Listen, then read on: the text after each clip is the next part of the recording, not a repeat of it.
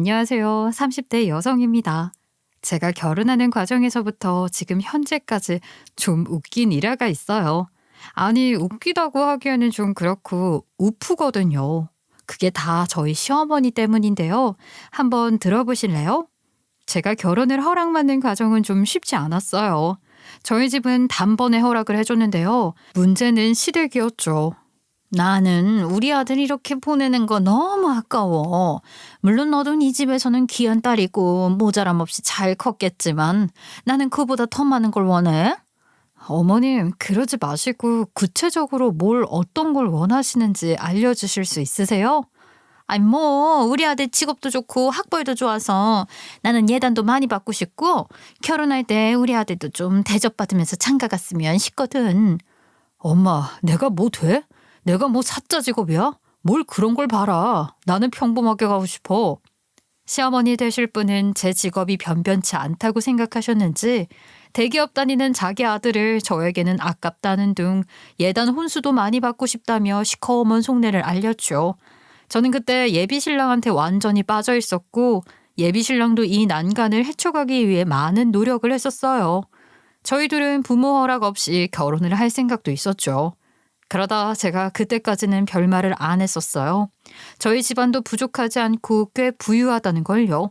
나중에 제가 저희 엄마와 상의한 후에 이 정도 예단은 해올 수 있다고 하니까 그때서야 시어머니가 마지못해 결혼을 허락하셨습니다. 네 시어머니 참 유별나다. 내 살다 그런 사람은 보지 못했어. 내 친구들도 네 예비 시어머니 다 욕해. 자존심도 상하고 생각할수록 우라가 치밀어. 너 시집가서 시집살이 하는 거 아니야? 이 결혼 꼭 해야 해? 나는 이제 결혼 반대하는 입장이야. 헤어지면 안 돼? 나는 이 사람 없으면 안 돼, 엄마. 내가 지혜롭게 잘 대처하면서 살아갈게. 응? 그렇게 결혼 승낙을 어렵게 받고 상견례를 했는데요. 세상에 무슨 이런 일이 있나요? 엄마들끼리 여고 동창 아니겠어요?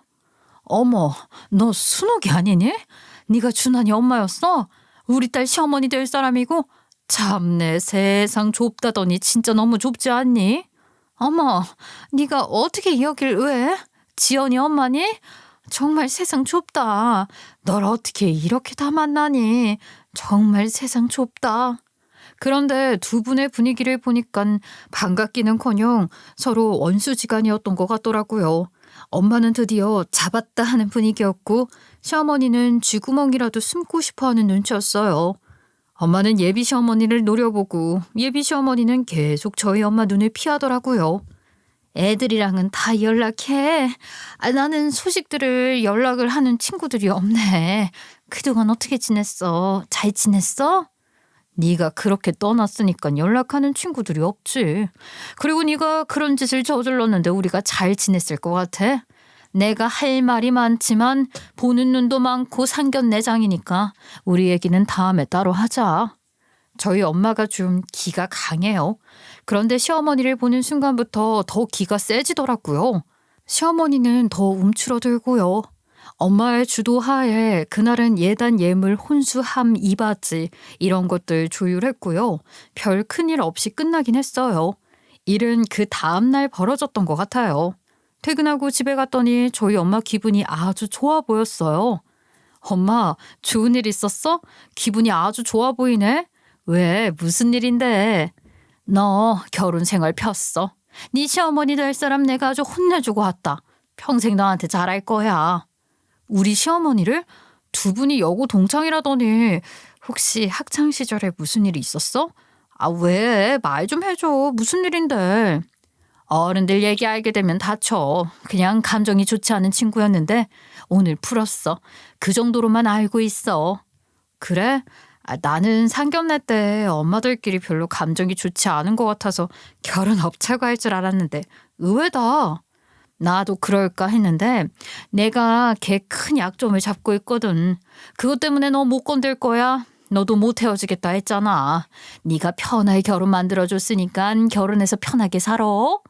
두 분 사이에 무슨 일이 있었는지는 두 분 다 얘기를 안 해주셔서 모르겠지만 어쨌든 궁금증은 뒤로 하고 아무튼 저희는 결혼을 했습니다. 엄마의 약발이 먹혔는지 저에게 항상 쌀쌀맞던 시어머니는 그 뒤로 저에게 한없이 잘해줬고요. 그렇게 말로만 떠들던 딸 같은 며느리 대접을 받으며 살았어요. 저희 어머님이 저 귀찮게 안 하려고 무척 애를 쓰셨는데요. 그게 어느 정도였냐면요. 지연아, 내가 반찬해서 이따가 아들이 일찍 끝난다고 해서 우리 집에 들르라고 했어. 너 좋아하는 반찬들 잔뜩 했으니까 먹고 반찬통은 일회용기니까 안 줘도 돼. 이런 반찬통 다시 돌려주는 것도 스트레스더라. 그런 스트레스 받지 말라고 일부러 일회용통에 쌌으니까 먹고 버려. 알았지? 아, 네, 어머님. 정말 매번 이렇게 얻어먹기만 해서 너무 죄송하고 감사해요. 제가 가서 받아와야 되는데 정말 감사합니다. 아니야. 아들 있는데 뭘. 이런 귀찮은 일은 원래 남자 부려먹는 거야. 너는 아무 신경 쓰지 말고 너 편하게 살면 된다. 그거면 돼. 노니 진액도 넣었어. 그거 꼭 하루에 한 번씩 먹고.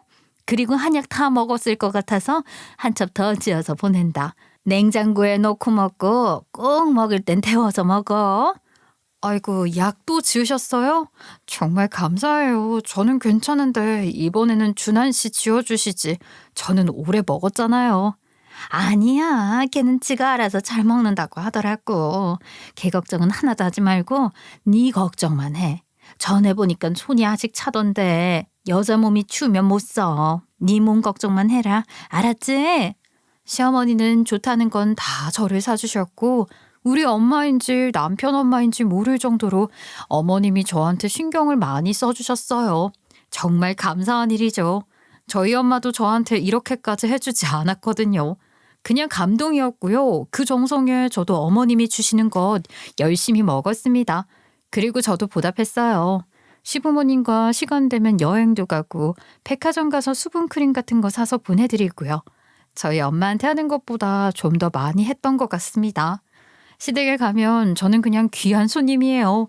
일어나서 거들 것도 없이 어머님이 저 도착하기 전에 음식 다 차려놓으셨고요. 설거지라도 하려고 하면 고무장갑 다 뺏어서 저를 소파에 앉히셨어요. 그렇게 찾아보기 힘들다는 좋은 고부관계가 저와 시어머니였고요. 이런 관계가 끝까지 영원할 줄 알았는데요. 제가 참 순진하다는 걸 동서가 들어오고 나서야 알게 되었습니다. 저희 시아버지가 의사예요. 시동생은 약사이고요. 저희 남편은 대기업 다니고 있고요. 저는 피아노를 전공해서 피아노 학원 하고 있거든요. 시동생이 의사 여자친구와 결혼을 하게 되자 시어머님이 아주 좋아하더라고요. 예, 드디어 우리 둘째도 결혼하게 되었다. 의사라고 들었었지? 내가 드디어 결혼한다고 했을 때 얼마나 기뻤는지 몰라. 그런데 걔네 집도 부자래. 우리 아들 인생 폈어. 아주 폈지. 아, 그래요? 잘 됐네요. 어머님도 마음에 드시니 잘 됐네요. 그래서 결혼은 언제 하기로 했대요? 내년 봄 생각하더라고. 4월 정도에 춥지도 덥지도 않을 때 딱 날도 너무 좋지 않니? 모든 게 다 마음에 든다. 내가 요즘은 너무 좋아서 꿈을 꾸고 있는 게 아닌가 싶어. 우리 애가 많이 쫓아다녔잖아. 드디어 그 진실된 마음이 통한 거지. 어머님 너무 속 보이는 거 아니에요? 둘째 며느리가 직업도 집안도 좋아서 그렇게 좋아하시는 거예요? 아니 뭐 그렇잖아. 결혼의 조건을 안 볼 수 없잖아. 안 그래? 결혼이 원래 다 그런 거고. 어쨌든 우리 집이 더 키우는 건 사실이고 내가 더 잘해야 하는 입장은 맞는 거잖니? 너도 동서한테 잘 보여라. 걔네 아버지가 네 남편 회사 임원이란다. 뭐 이렇게 보면 맞기도 하고 저렇게 보면 틀리기도 하는데 어찌됐든 도련님이 결혼을 한다고 하니 축하할 만한 일이긴 한데요. 제가 동서한테까지 잘 보일 것까진 아닌 것 같네요. 시어머님은 저한테까지 동서한테 잘하라고 하더라고요. 저희 집도 못 빠지지 않는데 저희 집보다 동서네가 더 잘 나가고 부자인 거죠. 그래서 시어머니는 아주 좋아했고요. 그 동서네에 잘 보이려고 시어머니가 엄청 가져다 바치고 난리를 쳤습니다. 어찌됐든 그 둘도 결혼을 했는데요. 저한테 함부로 하진 않지만 은근히 소외감 느끼게 하더라고요. 가족 모임 때 어머님이 싸주신 반찬을 들고 가려는데요. 어머님, 여기 보자기로 쌓여있는 이거 가져가면 돼요? 아무거나 들고 가면 되죠? 아니, 그건 둘째 내 거고, 너희 건 이거야. 여기 쇼핑백에 담아놨으니까 이거 들고 가면 돼. 그때 동선애가 들고 가는 반찬통 보자기가 풀렸는데 알고 보니 간장게장이랑 갈비더라고요. 그때 저희 집 거를 풀어보진 않았는데 집에 와서 알게 되었죠. 저희한테 준 것은 나물과 김치뿐이었거든요. 게다가 동서한테 들었는데 어머님이 사돈 어르신들이라고 골프채도 줬다고 하더라고요. 골프 그렇게 좋아하는 저희 아빠한테는 한 번도 그런 선물을 준 적이 없거든요. 어머님, 좀 서운하네요. 저도 갈비랑 간장게장 좋아하고요. 저희 아빠도 골프 엄청 좋아하시거든요. 편애하시는 거예요? 예, 그게 아니라 너 한약 먹으니까 갈비랑 간장게장은 한약 먹을 때 별로 안 좋대. 그래서 일부러 안 준 거야. 그리고 사돈댁은 네 남편 회사 임원이잖니. 네 남편 잘 봐달라고 아부 좀 하려고 나도 큰맘 먹고 준비했어. 네 아버지는 네 남편 그냥 예쁘게 봐주니까 내가 너 잘 되라고 돈 쓴 거야. 그 정도는 이해해 줄 수 있지? 시어머님이 땀을 뻘뻘 흘리면서 말하는 게 전해져서 그때는 그렇게 넘어갔는데요. 어머님이 아예 동서와 저를 대놓고 편애를 하더라고요. 동서가 결혼하고 첫 명절 때였습니다. 그동안 시댁에 가면 아무것도 안 하는 공주 취급받았잖아요. 그런데요, 그 기간이 전 끝났나 봐요. 저는 부리려고 하고 동서를 쉬게 하려고 하시더라고요. 작은 애야, 너 뭘 이런 걸 하려고 해. 평소에 일하는 것도 바쁠 텐데. 너는 저기 소파에 가서 앉아 있어. 이런 거 안 해봐서 모를 거야. 하던 사람이 해야지 일도 별탈 없이 빨리 끝난다. 큰애야, 나 좀 도와줄래? 우리끼리 얼른 끝내자. 그 말 듣는데 기분이 확 상하더라고요. 물론 며느리로서 어머님이 힘든 것 같이 서로 도우며 일할 수 있어요. 그때 어머님이 시킨 것도 별거 아닌 꼬집 깨우는 일이었는데요. 제 입장에서는 손아래 동서는 공주 취급받으며 놀고 있는데 제가 어머님 따라 일하는 건 좀 아니지 않나요? 할 거면 같이 하고 안 할 거면 다 같이 안 해야죠. 이게 뭐라고 대접을 달리해요? 그건 좀 아닌 것 같았고요. 너무 열받아서 어머님께 다가가 꼬지를 끼우며 한번 물어보았습니다. 어머님, 이렇게 하는 거 맞죠? 저도 이런 거 한 번도 안 해봐서 몰라요. 저희 엄마도 꼬지는 잘 안 하시더라고요. 엄마 얘기하니까 생각났는데요. 어머님, 저희 엄마랑 무슨 일이 있으신 거예요? 이제는 말해주실 수 있지 않으세요? 제 말에 시어머님이 뜨끔하시더라고요. 예, 아무래도 이건 내가 하는 게 좋을 것 같다. 일을 하던 사람이 하는 게 아무래도 맞는 것 같아. 너도 저 가서 앉아 있어라. 얼마나 고소한지요. 어머님이 눈치 백단에 머리도 잘 돌아가시거든요. 제가 왜 그런 말을 하는지 딱 알아차리곤 저도 앉아 있으라고 하신 거죠. 그때서야 느끼셨을 거예요. 제가 누구인지요. 저는 두 분 사이에 무슨 일이 있는지 영문은 모르지만 엄마 찬스가 참 좋더라고요. 다음날 제가 친정에 가서 어제 있었던 일을 얘기했어요. 엄마가 놀라더라고요. 미쳤네? 걔가 너한테 그랬다고? 애가 약발이 이제 떨어졌나 보다. 아무래도 내가 전화를 한번 해야겠네. 엄마, 너무 세게는 말하지 말고. 그래도 내가 잘 넘겼단 말이야. 알았지? 내가 엄마한테 이런 이야기를 하니까 엄마가 시어머니한테 전화해서 뭐라고 해줬고요. 그 다음부터는 저를 동서와 차별 없이 대해주셨긴 했어요. 엄마의 한마디면 태도를 달리하는 시어머니였습니다. 그런데요, 이런 엄마의 빽이 영원할 줄 알았지만 안 좋은 일이 생기게 되었어요. 저희 엄마가 혼자 차를 타고 마트에 가다가 집 근처에서 공사 트럭이랑 박아 교통사고가 크게 나게 되었어요. 이미 실려올 때부터 의식이 없었고요. 의사도 마음의 준비를 하라고 했었어요. 걱정 마. 장모님 꼭 일어나실 거야. 얼마나 강하신 분이신데 이렇게 가실 리 없어. 여보, 희망을 버리지 말자. 정말 그러겠지? 꼭 엄마 일어나겠지? 설마 이대로 돌아가시는 건 아니겠지? 여보, 나 너무 무서워.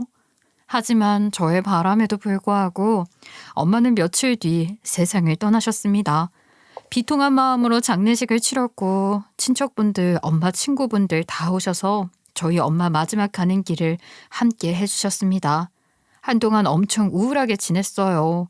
엄마가 이 세상에 없다는 생각만 해도 눈물이 주룩주룩 나오고 제 몸 안에서 뭐가 하나가 없는 듯한 기분이 들면서 전혀 힘이 나질 않더라고요. 우울증이 꽤 오래 갔는데요. 시어머니는 저희 엄마가 돌아가신 것이 아주 기분이 좋으신지 본색을 드러내기 시작했어요. 처음에는 부탁조로 이것저것 부려먹었죠. 얘, 너 오늘도 누워있지? 그러지 말고 나 지금 나와 있는데 우리 집에 가면 현관문 앞에 갈색 쇼핑백이 있을 거야. 그것 좀 여기로 가져다 줘라. 아유, 내가 깜빡하고 안 갖고 나왔는데 집에 아무도 없어서 말이지. 부탁 좀 한다. 어머님, 제가 지금 많이 힘들어요. 거기까지 갈 수 있는 컨디션이 아닌데 혹시 많이 급한 건이세요? 지금 꼭 필요한 거야. 내가 다시 가서 가져오기에는 너무 시간이 오래 걸려서 부탁해. 오면 전화하고 내가 앞으로 나갈게. 그때 마음도 몸도 너무 힘들었을 때였는데요. 시어머니가 급하다는 부탁에 저도 몸을 일으켜서 시어머님 심부름을 했습니다. 그런데 그게 뭐였는 줄 아세요? 동서한테 줄 옷이더라고요. 밖에서 동서를 따로 만날 줄 옷이었는데 그걸 저한테 시키더라고요. 쇼핑백만 받고 저는 돌아가라고 하고요. 이거 완전 화나는 일 아닌가요? 게다가 며칠 뒤에는 저보고 죽을 좀 해달래요. 아우, 내가 장염 때문에 아주 죽겠어. 몸살까지 갖춰와서 일어날 수도 없어. 시아버지는 나갔고 이럴 땐 죽을 먹어야 한다는데 죽 좀 해다 줄 수 있니? 내가 딸이 없으니까. 어머님, 제가 해드리기에는 저도 너무 힘들고요. 요즘 배달도 잘 되니까 시켜서 배달해드릴게요. 나 밖에 음식 잘 못 먹는 거 너도 알잖아. 더럽게 만들고 조미료 잔뜩 들어간 음식 나 잘 못 먹고. 미안하지만 네가 좀 해다 줘라. 기다릴게. 저를 엿먹이려고 하는 것인지 저를 물로 보는 것인지 모르겠지만 시어머니의 이런 부탁이 참 어이가 없더라고요. 평소에 저한테 이랬으면 이해라도 되지요.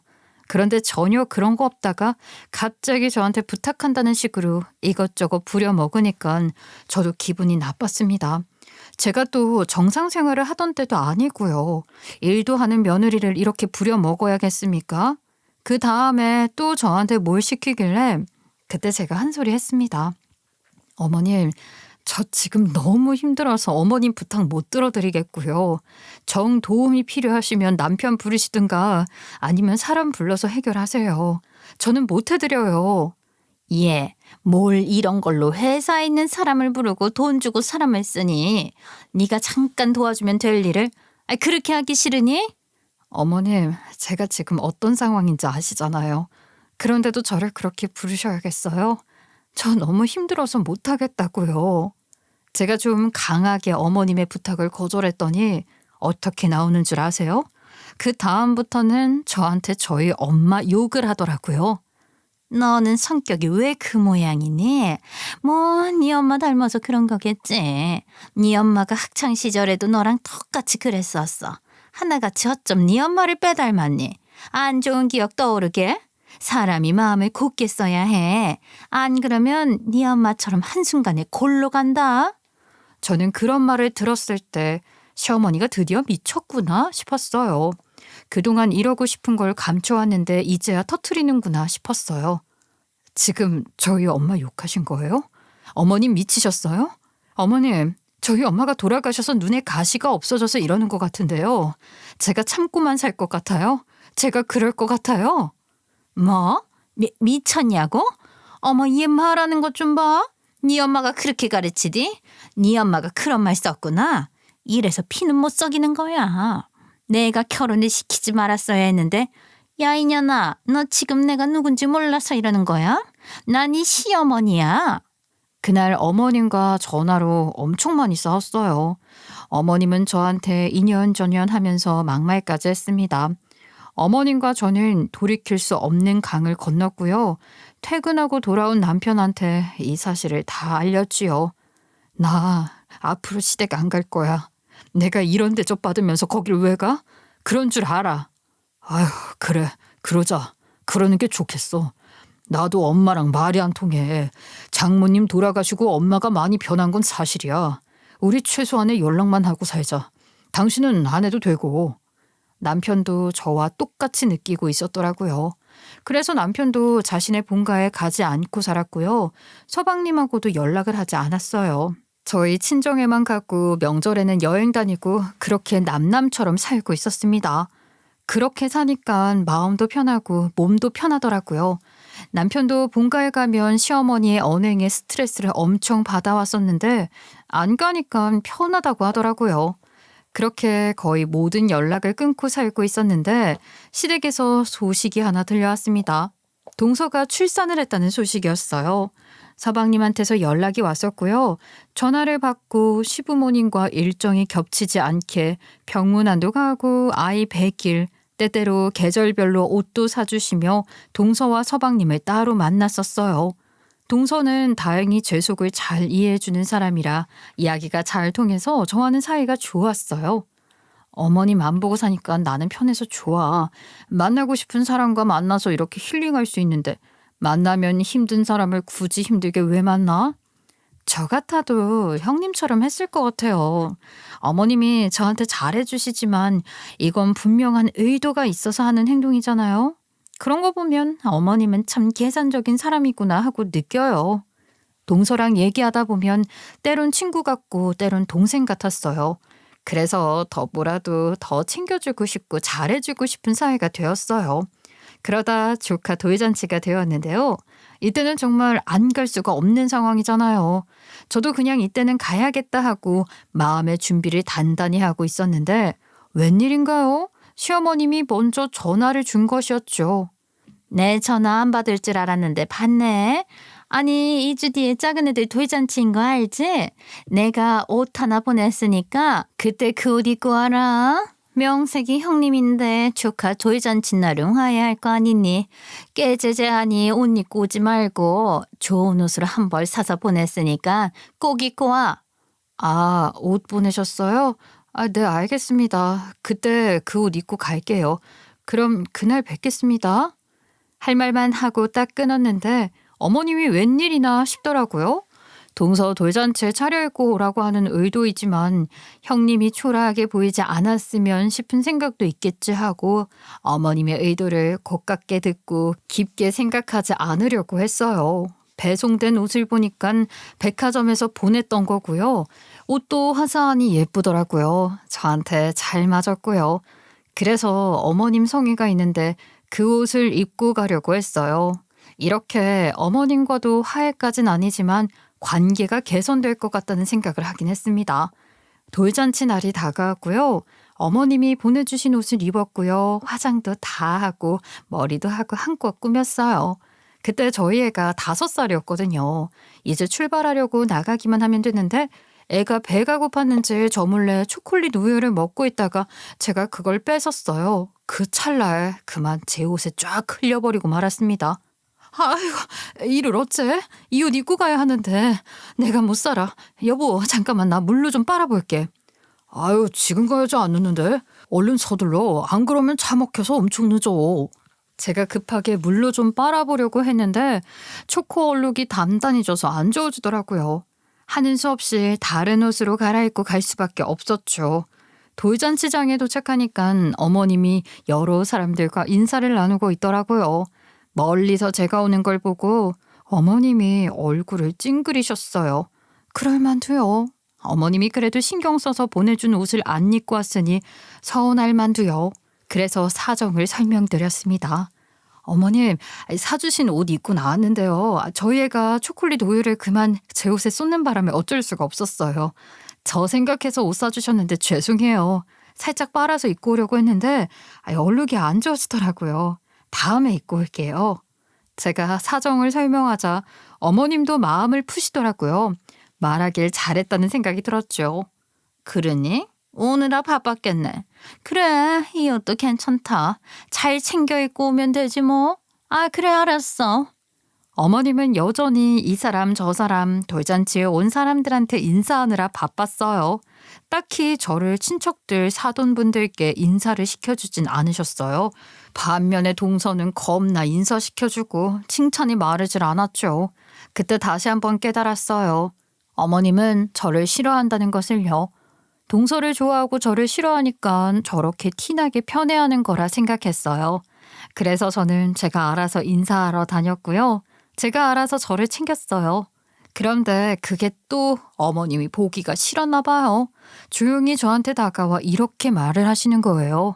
너 그런 핀티나는 옷 입고 어딜 쏘다니는 거야? 누구한테 인사를 하고 다니는 거야? 쪽팔리니까 구석에나 짱 박혀 있어라. 너무 어이가 없잖아요? 아까는 제 옷 괜찮다고 하더니 제가 돋보이고 자기 며느리라는 게 싫었나 봐요. 저도 너무 열받아서 엄마 찬스 한 번 더 쓰기로 했어요. 어머님, 아까는 제 옷 괜찮다면서요. 어머님이 인사 안 시켜주셔서 제 스스로 친척 어르신들께 인사하는 건데 뭘 그렇게 고가워하세요? 갑자기 궁금해지네요. 어머님이 저희 엄마한테 저지른 일들 저희 남편도 알아요? 엄마가 그러던데요. 다른 가족들은 모르는 일이라고요. 그게 도대체 뭐예요? 말씀 좀 해보세요. 제가 이렇게 말하자 갑자기 어머님 얼굴이 하얗게 질리더라고요. 그리고 입을 꾹 다무시곤 저를 엄청나게 노려보더라고요. 절 건들지 말라는 압박이었는데 어머님도 생각이 많아지셨겠죠. 그러더니 꼬리를 내리시더라고요. 그래, 알겠어. 그건 다음에 말해줄게. 그런데 너 얼굴에 뭐가 묻었다? 시커먼 게 왜 이렇게 묻었니? 쪼꼬가 안 젖은 건가? 손으로 해도 안 되는데 화장실 가서 지워야겠네. 같이 가줄게, 화장실. 화장도 손 봐야 하고 내가 오늘 화장품 많이 가져왔거든. 같이 가자, 화장실. 제 얼굴에 뭐가 묻었다면서 막 지우려고 하시다가 안 되겠다면서 화장실로 같이 가자는 거예요.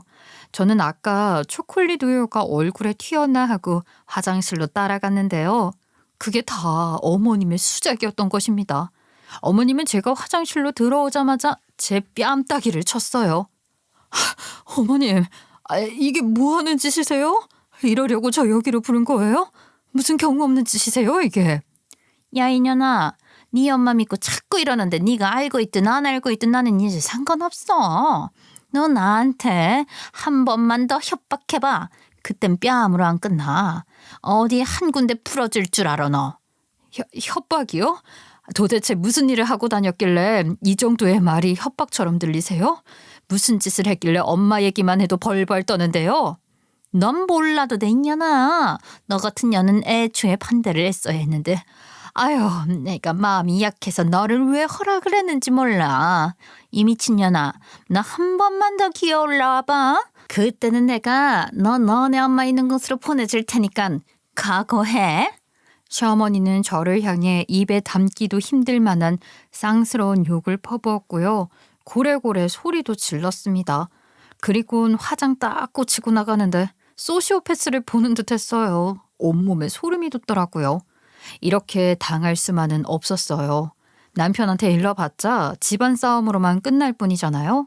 어머님을 벌벌 떨게 할 수 있는 게 뭐가 있을까 생각하다가 저는 전화를 들어 그분께 SOS를 청했습니다. 곧이어 그분이 도착했고 시어머니도 그분을 알아보셨죠. 그분을 내쫓으려고 하는 순간 뒤에서 그분과 같이 온 분이 시어머니의 머리채를 잡았어요. 도둑년 주제에 남의 집 귀한 딸을 왜 건드려? 뭐? 뺨을 때렸다고? 너 오늘 혼 좀 나보자. 제가 연락한 그분은 바로 엄마의 베스트 프렌드였고요. 엄마 친구가 또 다른 친구들을 불러 순식간에 돌잔치장에 엄마 친구들 6이 모이게 되었습니다. 제가 엄마 친구한테 전화를 걸어 시어머니가 나를 못 살게 하고 오늘은 뺨도 맞았다고 하니까 엄마 친구들이 총 출동해 준 것입니다. 다행히 돌잔치장에 가까이 사는 분들이 많아서 빨리 올 수 있었어요. 너 지연이 결혼시킬 때 뭐라고 약속했어? 절대 우리 지연이 안 건드린다고 했어, 안 했어? 그런데 뭐? 뺨을 쳐? 네가 감히 내가 여기서 네 만행 다 알려봐? 얘들아, 너네 여기가 어디라고 행패야? 나가. 일단 나가서 나랑 얘기하자. 여기서 이러지 말고 나가서 얘기하자고. 순식간에 돌잔치는 조카의 돌잡이보다 시어머니와 엄마 친구들과의 싸움에 집중이 되었고요. 엄마 친구는 거침없이 시어머니의 과거를 쏟아냈어요. 얘 도둑년이에요. 다들 아세요? 갯돈도 훔쳐가고 저희 아빠 부조금도 훔쳐간 천하의 쌍년이에요. 친지 여러분 다 아세요? 엄마 친구의 말에 의하면 고등학교 때 저희 엄마와 시어머니 그리고 돌잔치에 온 엄마 친구들까지 다 같이 친한 친구였고요. 다들 고등학교 졸업하고서도 친하게 지냈었다고 합니다. 성인이 되어서 여행을 가기 위해 갯돈을 붓고 있었는데 그때 한 친구의 부모님이 돌아가셔서 갯돈과 함께 십시일반 모아서 부조하려고 돈을 모았다고 해요. 그 돈을 저희 시어머니가 맡았었는데 그런데 장례식장까지 와서 부조를 하지 않고 그 돈을 들고 날랐다고 합니다. 친구들이 뒤늦게 알고 시어머니가 살았던 집에 찾아가 보니 이미 이사도 가서 찾을 길이 없었다고 해요. 아니 어떻게 부조 돈을 훔쳐가나요? 너무 이상하지 않아요? 그러던 어느 날 저희 시어머니가 서울에 직장을 다닌다는 소문을 듣게 되어서 엄마와 친구들이 쫓아갔다고 해요. 그랬더니 미안하다고 무릎 꿇으며 자신의 사정을 이야기했다고 합니다. 얘들아, 미안해. 나는 원래 아빠가 안 계시고 우리 엄마 혼자 일을 했었어. 그런데 엄마도 아파서 일을 못하게 되었고 동생은 어리고 나도 내 생활이 너무 힘든데 이런 얘기 너네한테 하는 게 너무 자존심도 상해서 그런 짓을 저질러 버렸어. 돈을 손에 쥐고 있으니 눈이 멀더라고. 정말 미안해. 그 시절 시어머니의 사정을 들은 엄마와 친구들은 시어머니를 따뜻하게 안아줬다고 합니다. 순호가 너 많이 힘들었겠다. 얘기를 했으면 좋았을걸. 친구들 사이에서 자존심이 어딨니? 우리가 보통 친구들이니? 너를 도왔을 거야. 어머니는 괜찮으셔? 동생은 어떻게 하고 있는데? 같이 가보자. 그때 저희 엄마와 친구분들 모두 시어머니네 집에 가보니 곰팡이가 잔뜩 핀 단칸방에서 살고 있는 걸 확인했대요. 시어머니는 어린 동생이 있는데 곰팡이 때문에 폐렴과 피부병이 안 낫고 있었다고 해요. 그 모습에 모두들 마음이 약해져서 또 십시일반 돈 걷어서 생활비 하라고 돈을 전해줬고요. 저희 외할아버지가 그 당시 사업을 크게 하셨거든요. 외할아버지는 엄마의 친한 친구가 힘든 상황에 처해 있으니까 가여워서 좀 더 나은 집으로 이사 가라고 돈을 빌려줬었고요. 그런데 얼마 뒤 또 연락이 안 돼서 가보니까 또 이사를 갔다고 해요. 또 무언가 상황이 안 좋아졌나 했는데요. 알고 보니 집 망한 것도 다 뻥이었던 거예요. 너 그때 집안 망했다는 것도 뻥이었잖아. 직업 좋은 남자 만나서 인생 한번 펴보려고 명품 사고 치장하는 데에만 돈을 홀딱 다 쓰느라 돈이 없었던 거잖아. 심지어 빚까지 내서 빚쟁이들이 쫓아올까 봐 참적했던 거잖아. 얘 그만해. 여기서 이러지 말고 나가서 얘기하자니까. 여기 경비원 없어요? 경비 좀 불러줘요. 놀랍지 않아요? 집안이 한순간에 망한 이유가 사치 때문이었고요. 사치는 직업이 좋은 남자를 잡기 위해서였고요. 그 시절에 명품을 샀었대요. 부잣집 딸처럼 보이기 위해서요. 동서의 돌잔치에서 엄마 친구들은 시어머니의 만행을 다 터뜨렸고 시어머니는 그 입을 막으려고 경비를 애타게 찾았지만 하도 막장으로 살아온 시어머니의 과거가 재밌으니까 아무도 경비를 부를 생각을 안 하더라고요. 더 귀를 쫑긋 세우고 다들 듣고만 있더라고요. 완전 팝콘 각이죠. 그래서 결혼한 게 저분이니? 그래도 그렇게 도둑질한 돈으로 산 명품 덕에 의사 꼬셨다는 소리는 들었어. 너 반품 안 당하려고 애 가져서 결혼했다며? 참 잘했어. 친구들 돈 훔쳐서 너는 팔자 잘 폈다. 그런데 세상 좁다는 걸 너도 간과했던 거지. 어떻게 우리 지연이 상견례장에서 사돈으로 만나니? 이래서 사람은 죄 짓고 살면 안 되는 거야, 이 나쁜 년아. 그래, 너 지연이 상견례 다음날 우리한테 무릎 꿇고 뭐라고 했어? 너 신분 상승하고 싶어서 돈 훔치고 도둑질했던 거였다며. 우리 돈 다 갚는다고 했을 때 우리가 뭐라고 했니? 그 돈 갚지 말고 며느리 될 지연이한테 잘하라고 했어 안 했어? 애들은 모르는 일일 테니까 쉬쉬하면 넘어가 주겠다고도 해줬잖아. 너도 약속했고. 그래놓고 우리 지연이를 괴롭혀? 지연이한테 못되게 굴면 가만 안 두겠다고 우리가 그랬어 안 그랬어? 우리가 아직도 우습게 보이니? 저는 그때 처음 알게 되었어요. 문득 돌이켜보니 상견례 다음 날 엄마가 기분이 좋았던 이유와 제가 편할 결혼이라는 게 바로 엄마와 엄마 친구들 덕이 있는 건 줄 그날 알게 되었습니다. 엄마와 엄마 친구들은 제 결혼이 상당히 진행이 됐었고 시어머니 빼면 다 좋은 상황이었기 때문에 그 단점 하나 때문에 결혼을 안 시킬 수 없다고 판단을 했대요. 그리고 사위 될 사람은 너무도 괜찮기 때문에 더 이상 시어머니가 저한테 해코지를 못할 거라 생각했고요. 오히려 이렇게 결혼하면 평생 시어머니 약점을 잡았으니 며느리인 저한테 잘해줄 거라고 생각하고 저를 결혼시켰던 겁니다. 그런데 저희 엄마가 먼저 세상을 떠날 줄 누가 알았겠어요. 그런데 그런 얘기를 엄마가 아닌 엄마 친구들이 했잖아요. 끝까지 감시자 역할을 해준다며 제 지원 사격을 해준 거예요. 아줌마들의 의리 정말 대단하죠. 전 엄마 친구들이 시어머니를 이 정도로 혼내줄 줄은 몰랐지만 속이 시원해지더라고요. 시어머니는 한마디도 반박하지 못하고 고개를 푹 숙이고 듣고만 있었습니다. 엄마 친구들도 그쯤 하고 돌아가려고 했는데요. 그때 엄마 친구들이 제 남편과 우리 시아버지, 어머니를 번갈아 가며 보더니 의미심장한 말을 하는 게 아니겠어요? 얘니?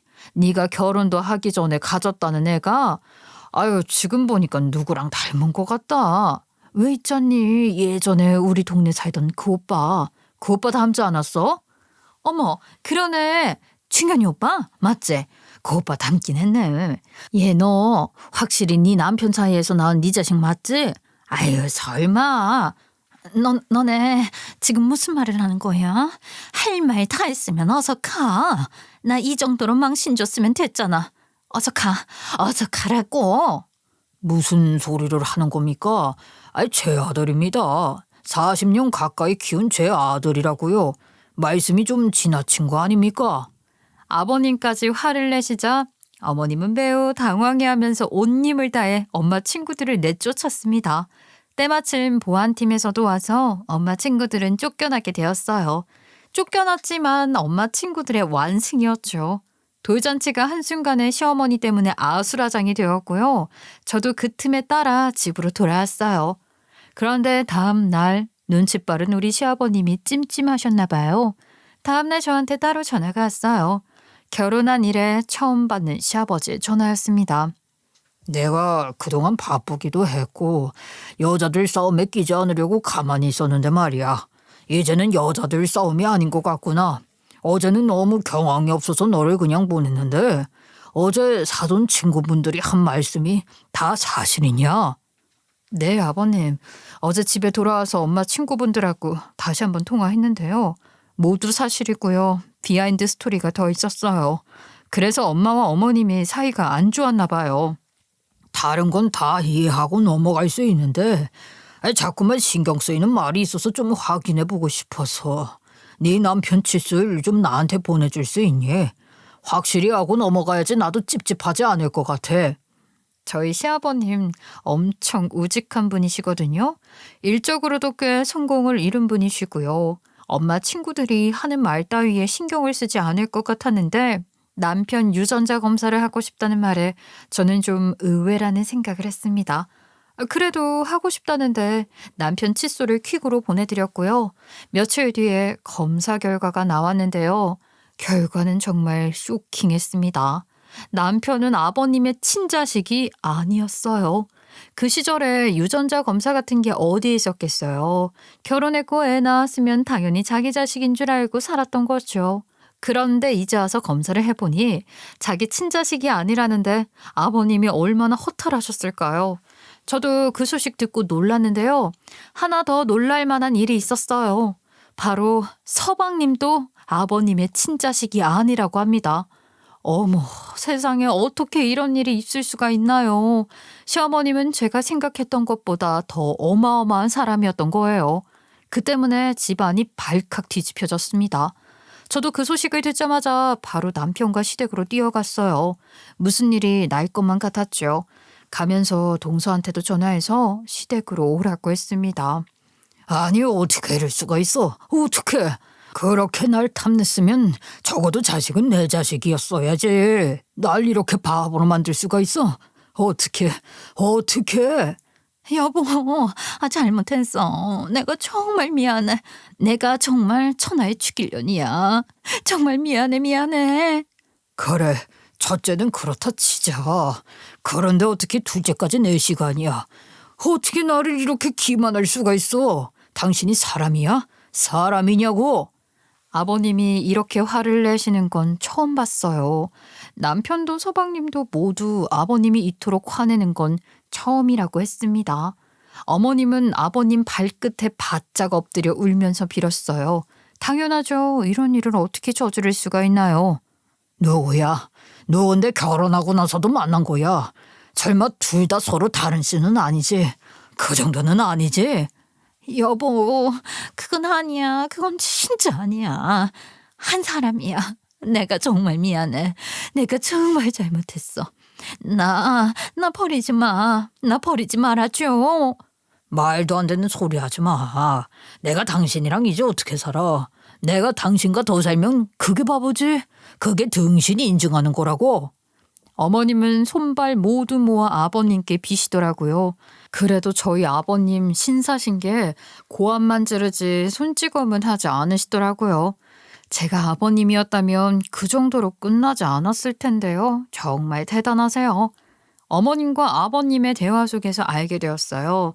남편과 서방님은 어머님이 어릴 적부터 좋아하던 고향에 살고 있는 첫사랑의 아들이라는 걸요. 둘은 너무도 서로를 좋아했지만 둘 다 너무 가난했고요. 야망가였던 어머님은 그분은 너무도 사랑하지만 가난해서 결혼은 싫었고요. 사랑을 뒤로 한 채 조건 좋은 남자를 찾으러 다녔다는 걸요. 신분 상승을 위해 어머님이 발버둥 쳐서 우리 아버님과 결혼했는데 결혼하고 나서도 한동안 그 첫사랑을 만나면서 사랑을 나눴다고 합니다. 아버님은 어머님을 내쫓았고요. 한동안 출근도 못하실 정도로 망연자실하셨어요. 아버님은 고심 끝에 어머님과 헤어지기로 마음먹었어요. 저에게 조언을 요청하셨고요. 내가 이 여자를 곱게 이혼해주기 싫은데 이걸 어떻게 해야 하냐? 이혼 소송이라도 해야 할까? 어머님은 이혼을 안 하겠다는 입장이니까 협의 이혼을 하지 못하면 이혼 소송을 하는 수밖에요. 유책 배우자는 어머님이니까 아버님이 이길 수밖에 없어요. 저는 소송 추천드려요. 내가 이 나이 먹고 이혼 소송을 하게 될 줄은 몰랐다. 이혼 자체가 내 인생에는 없을 줄 알았어. 다른 것도 아니고 그 여자랑 헤어지기 위해서라니. 단 한 번도 생각해보지 않았던 결말이다. 내가 이러는 게 많은 거지. 아버님 하나만 생각하세요. 어머님과 같은 집에서 사실 수 있으세요? 저도 이렇게 화가 나는데요. 아버님 잘 생각해 보세요. 아버님 결정에 따를게요. 결국 아버님은 이혼을 선택하셨고요. 어머님은 끝까지 이혼 안 하려고 발버둥 치시더라고요. 기나긴 소송 끝에 결국 헤어지게 되었습니다. 어머님은 한 푼도 못 건지고 나가게 되었고요. 남편과 서방님도 큰 충격을 받았어요. 나이가 마흔을 바라보고 있는 상황이었어도 자신들의 출생의 비밀을 알게 된 후 한동안 실어증 걸린 사람처럼 말을 하지 않더라고요. 울음을 삼키고 있는 모습이라 참지 말고 터트리라고 남편과 함께 몇 날 며칠을 울었네요. 동서한테 물어보니 서방님도 남편과 마찬가지로 큰 충격을 받고 멍한 상태였다고 해요. 남편을 보니까 너무 짠하고 슬프더라고요. 그래도 남편한테는 엄마인데요. 엄마는 세상이 전부잖아요. 이 나이 먹고도 엄마라는 존재가 그렇게 큰데 그런 잘못을 저지르고 잠적까지 하니까 얼마나 마음이 그러겠어요. 여보 잘못이 아니야. 그래도 여보는 축복을 받으며 자랐고 모든 건 어머님 탓이니까 자신을 힘들게 하는 생각하지 마. 우리 엄마가 세상에서 제일 좋은 사람인 줄 알았는데 이런 사람일 줄은 정말 몰랐어. 나 정말 너무 힘들어. 아빠도 이제 아빠라고 부르지 못하는 상황이잖아. 우리 아빠 정말 나한테 얼마나 잘해줬는데 왜 나를 그 사람한테 낳아가지고 아빠도 힘들게 하고 나도 힘들게 하고. 정말 우리 엄마 왜 그러니? 남편도 충격이 얼마나 큰지 실어증을 고치니까 매일 자책하면서 울고만 살았어요. 가장 큰 괴로움은 아버지를 아버지라 못 부르는 상황이라는 거예요. 아버님을 어떻게 만나야 할지 말아야 할지 그게 너무 걱정이 된다는 거였어요. 그런데 저희 아버님이 정말 괜찮으신 분인 게요. 저희와 서방님네를 다 부르셨어요. 그리고 이렇게 말씀하셨죠. 많이들 힘들었지. 나도 마찬가지다. 네 엄마한테 한평생 속았다는 것에 대해서 화가 나서 견딜 수가 없었어. 네 엄마에 대한 감정은 아직도 너무 커. 좋은 소리 안 나올 것 같고 내가 오늘 너희를 부른 이유는 한평생 너희를 아들로 키웠는데 한순간에 남남이 될 수는 없을 것 같다. 내가 너네 키우면서 정말 행복했어. 잘 커줘서 고마웠고 나를 아버지라 따라줘서 고맙다. 그래서 나는 너네가 내 생물학적 아들이 아니라고 해도 너네를 내 친아들이 아니라고 할 수 없어. 영원히 너네는 내 아들이고 나는 니들 아버지다. 우리는 그렇게 앞으로 살자. 저희 모두는 아버님 말씀에 오열을 했어요. 솔직히 다 컸고 친자식도 아닌데 아버님은 홀가분하게 사셔도 되잖아요. 그런데 이렇게 말씀해 주시니까 너무 감동했고요. 부자들이 서로 돈독해지는 계기가 되었어요. 그로부터 남편과 서방님은 매일 아버님을 찾아뵈며 함께하는 시간을 가졌어요. 아버님도 은퇴를 하시고 자식들과 시간을 보내겠다며 모든 걸 내려놓으셨습니다. 그래서 매 주말마다 캠핑도 가고 낚시도 가고 하면서 아들, 손자, 며느리들과 오순도순 행복한 시간을 보냈죠. 한편 어머님은 나중에 남편한테 따로 연락이 왔어요. 나는 잘 있어. 걱정 마. 지금은 고향에 내려와서 가수원 소일거리 도와주며 살고 있어. 집은 네 친아빠네 집에 있고 마침 이 사람도 얼마 전에 처가 죽었대. 그래서 같이 살기로 했다. 너네 보고 싶다는데 한번 와. 이번 주말이라도 좋고. 언제 올래? 무슨 소리를 하시는 거죠? 저에겐 아버지는 딱 한 분입니다. 그분은 제 아버지가 아니고요. 그분과 함께 사실 거면 엄마도 제 엄마 아니니까 연락하지 마세요.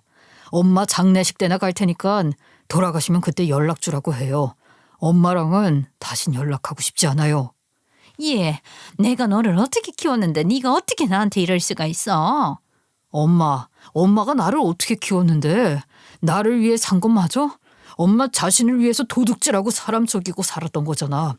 뭘 잘했다고 자식한테 소리를 질러. 쫓겨났으면 거기서 찌그러져 사세요. 저나 동생한테 찾아올 생각하지 마시고요. 그렇게 남편은 시어머니를 버렸습니다. 모든 일이 다 마무리되고 제가 엄마 친구들을 따로 모셔서 좋은 곳에서 식사 대접을 해드렸어요. 그리고 저희 시댁 이야기를 다 했죠. 그랬더니 엄마 친구 한 분이 이러시더라고요. 발에 안 맞는 구두를 신으려고 계속 우겨 넣었으니 신발이 안 터지고 배겨. 발이 안 아프겠어? 다 나한테 맞는 사람이 있는 법이야. 억지로 인연을 만들면 언젠가는 헤어지게 되는 법이야. 안 그래? 순리대로 살아야 하는 거야. 그 순리 우습게 보고 거스르면 안 돼. 행복이 중요하지 돈을 쫓으면 안 되는 거야. 맞지? 어른들 말씀 하나 틀린 거 없네요. 다들 공감하시죠? 제 이야기는 여기까지입니다. 제 이야기에서 큰 교훈을 얻길 바랄게요. 다들 좋은 일만 가득하시고 제 이야기 들어주셔서 감사합니다.